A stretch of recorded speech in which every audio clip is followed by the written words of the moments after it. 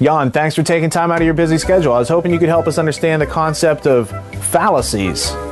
The fallacies are a systematic form of deception using words, which is why it is so empowering to learn the various fallacies. It's like a virus scanner for your mind, allowing you to read between the lines. So if literacy is a form of slavery until critical thinking is exercised by the reader, we also have to become familiar with these fallacies and to protect ourselves. Exactly, Rich, but there's more to it than that. And in addition to identifying fallacies, you also need to be able to identify contradictory arguments which violate logic.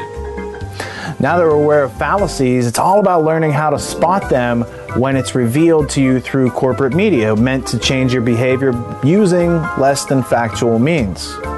Unless, Rich, you want to be incompetent your whole life, it's a very good idea to have a system that will help you survive and thrive in this world. And I recommend your viewers read a study from Cornell University's Dr. David Dunning, which is Why People Fail to Recognize Their Own Incompetence.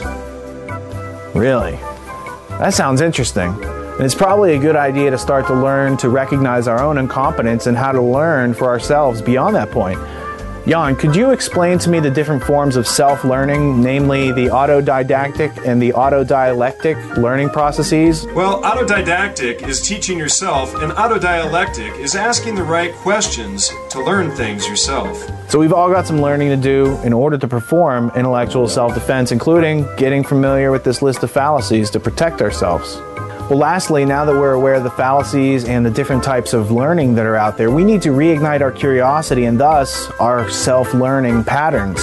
In one word, could you explain how we lost this curiosity which leads us out of the dark? In a single word, sure. Liberal. Excuse me? Liberal. Where's that word come from? Liberal is derived from the Latin word liber, which at that time represented both book and freedom. So they understood books to be something which could be used to make yourself free of mind, cognitive liberty. That's pretty smart. Well, it gets smarter, and the word liber is also where we get the place where books are stored at, where we go to learn, such as libraries. So liber is the root for the word library, and liberty meaning free. It makes a lot of sense that the libraries are disappearing along with our freedom because we misunderstand this concept. So liberal actually means free, and then that would mean that the liberal education is about learning your way to freedom?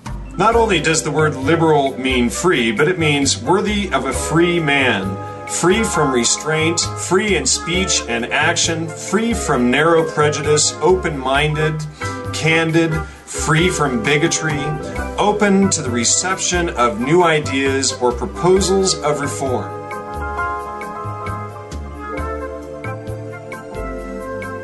And what I'd like to do, Rich, is also include antonyms of the word liberal, which explain exactly what the opposite of a liberal is. And antonyms include uneducated, unintellectual, closed of heart, selfish, narrow, contracted, mean, small, fascist, racist, bigoted, homophobic, stingy, closed-minded, supportive of monarchies and slavery, against freedom of religious expression and speech, low in birth and mind, and therefore, since we're living in a free country with a constitution, it's anti-American to be against liberals. And not only that, but there's even a word for people who are against liberals, and that is known as liberticide, which is the destruction of civil liberties. So it seems like we've been conditioned or programmed to purposely misunderstand the concept of the word liberal. And likewise, simultaneous to that, we've lost our liberties, our libraries, and our sense of freedom. And therein, the noble lie has empowered strategies like the Bush doctrine of preemption, using coercive military force to spread democracy. Lastly, while you have your OED out, Jan, could you summarize the definition of terrorism for me? Now, the definition of terrorism means government by coercion or force. So, the noble lie is a type of omission which takes away your free will, which is a type of force. So, The definition of terrorism being government by coercion of force used by a government who uses the noble lie, well, that gives us something to think about. Thanks, John. That goes a long way toward our understanding. Thank you, Rich. Warning, this ad may contain misleading and unfounded rhetoric. New Fallacy Be Gone Critical Thinking Spray. Are you tired of soulless corporate advertising, shallow debates between puppet politicians, and the empty rhetoric of a ruling elite? Wishing that your opinions and the ideas of others actually made some kind of sense, instead of sounding like some bandwagon-hopping jingoistic nonsense? Looking to sound like your factual positions on the banking crisis are well thought out and articulate, rather than coming from an emotionally compromised bundle of tears and fears? Then you need Fallacy Be Gone, the only critical thinking spray available in the world. Fallacy Be Gone destroys not 20, not 30, not even 40, but it obliterates these 42 fallacies. Fallacies like ad hominem. I don't like what you're saying, so you're crazy. Ad hominem seems okay. Appeal to authority. But the president said so. Appeal to belief. Appeal to common practice. And everybody's doing it. Appeal to consequences of the belief. Appeal to emotion. You feel guilty. Appeal to fear. Appeal to flattery. They can get today, douchebag. Appeal to novelty.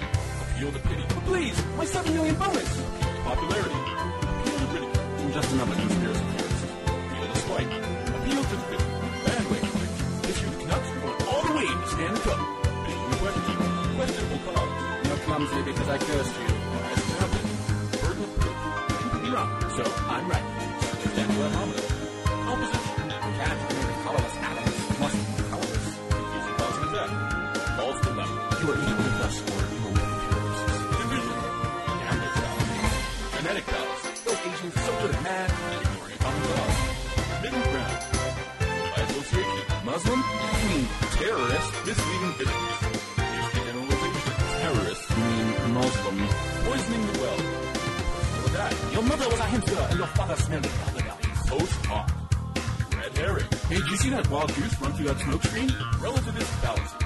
Slippery slope. Let's decrease privacy to increase security. Special plea. Spotlight. Those naked body scanners are a great idea. The straw man argument. And 2 wrongs make a right. An eye for an eye, mofo. Powered by quadrimethyltryptamine, a DMT entheogen, Fallacy Be Gone gets rid of fallacies so fast you'll think you're eating a red herring while begging the question to create a false dilemma between a straw man and his bandwagon. So, get Fallacy Be Gone Critical Thinking Spray today and start making sense of tomorrow. Also available as a small spray.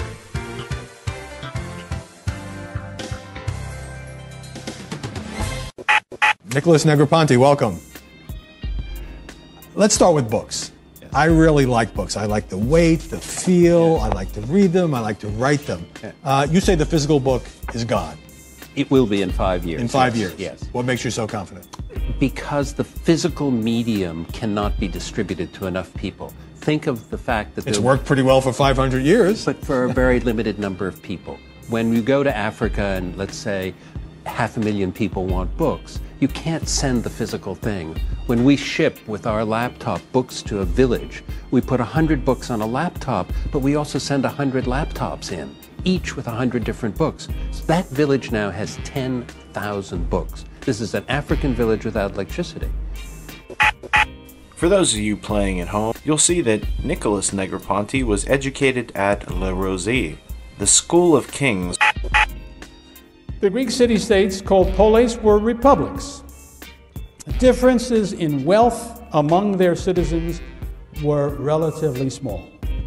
There were no kings with the wealth to hire mercenary soldiers, so the citizens had to do their own fighting and to decide when to fight. As independent defenders of the common safety and the common interest, they demanded a role in the most important political decisions. In this way, for the first time, political life really was invented. Observe that the word political derives from the Greek word polis. Before that, no word was needed because there was no such thing.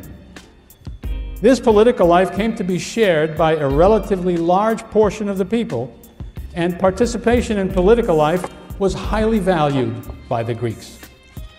Such states, of course, did not need a bureaucracy, for there were no vast royal or state holdings that needed management, and not much economic surplus to support a bureaucratic class. There was no separate caste of priests. And there was very little concern, I don't mean no concern, but very little concern with life after death, which was universally important in other civilizations.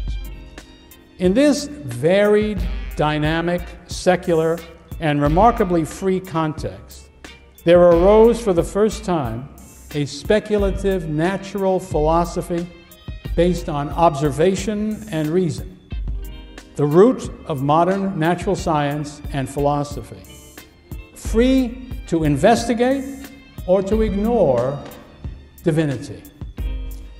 What most sets the Greeks apart is their view of the world.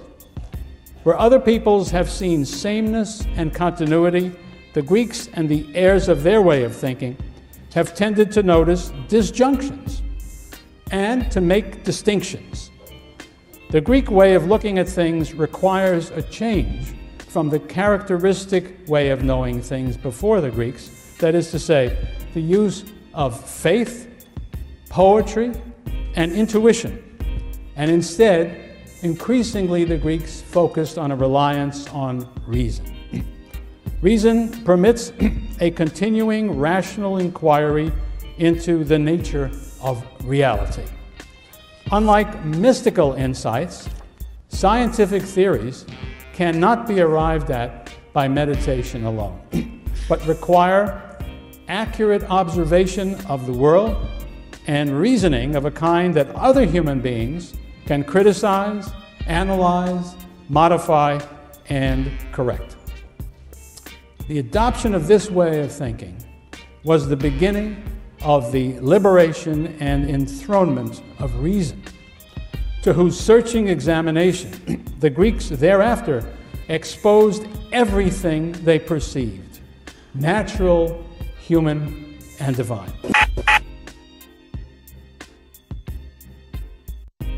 Hey man, do you have a couple minutes to run over some ideas, to collaborate? Yeah, run. I was just checking out this podcast and I had a couple questions in relation to your soon-to-be-released film, Believers Beware, as it covers the concept of the New World Order, does it not? Well, it does in fact. I cover the evidence and testimony of those aristocrats whose dream is the New World Order. People like Plato, Alexander the Great, even H.G. Wells, who wrote a book called The New World Order. Right on, dude. So I was just listening to this Yale podcast on the iTunes where you can listen to it for free.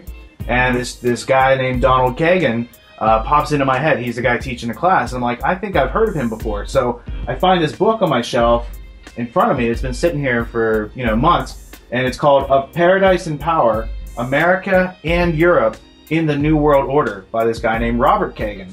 And I come to find out that they're related. And I didn't know if you're familiar with the book or not. No, I haven't heard of it. All right, dude, well, check this out.